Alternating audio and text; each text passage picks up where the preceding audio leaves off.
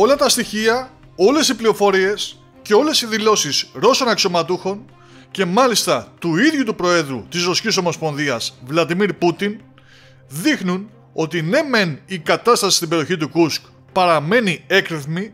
με τις μάχες να συνεχίζονται και με την ένταση να βρίσκεται στα ύψη, καθώς όπως υπόθηκε λίγο νωρίτερα, 28 οικισμοί παραμένουν υπό ουκρανικό έλεγχο, αλλά οι ρωσικές δυνάμεις έχουν μπει πολύ δυναμικά και πετσοκόβουν κυριολεκτικά τις ουκρανικές, προκαλώντας τους μεγάλες απώλειες, επιβεβαιώνοντας έτσι πολλούς αναλυτές και δυτικά μέσα ενημέρωσης που είπαν ότι αυτή η επιχείρηση έχει πολύ μεγάλο ρίσκο, αλλά και Ρώσους αναλυτές και σχολιαστές που είπαν ότι είναι μια επιχείρηση αυτοκτονίας. Αυτό φάνηκε και από τις δηλώσεις που έκανε πριν λίγο ο Βλαντιμίρ Πούτιν κατά τη διάρκεια συνάντησης όπου συζητήθηκε η κατάσταση στις περιοχές που συνορεύουν με την Ουκρανία, λέγοντας ότι οι απώλειες των Ουκρανικών ενόπλων δυνάμεων αυξάνονται δραματικά για αυτούς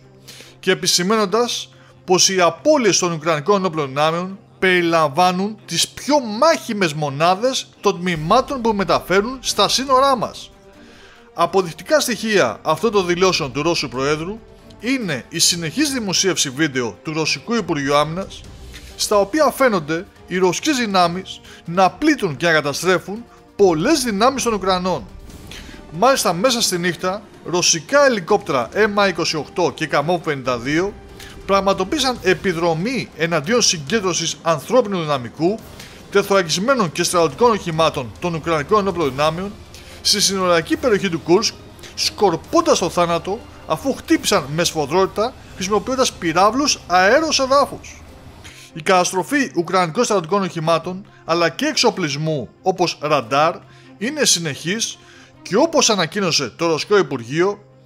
τις τελευταίες 24 ώρες οι Ουκρανικές ένοπλες δυνάμεις έχασαν έως και 260 στρατιωτικούς και 31 τεθωρακισμένα οχήματα, μεταξύ των οποίων 3 άρματα μάχης, 8 οχήματα μάχης πεζικού, 20 τεθωρακισμένα οχήματα μάχης, καθώς και 27 αυτοκίνητα και 3 βιδοβόλα D30 των 122 χιλιοστών. Ενώ σε ξεχωριστή παράγραφο ανέφερε και μια νέα επιθετική προσπάθεια των Ουκρανών που απετράπη. Επιπλέον στην περιοχή Κατσούκ αποτράπηκαν προσπάθειες εχθρικών κινητών ομάδων να μπουν με τεθωρακισμένα οχήματα βαθιά στο ρωσικό έδαφος.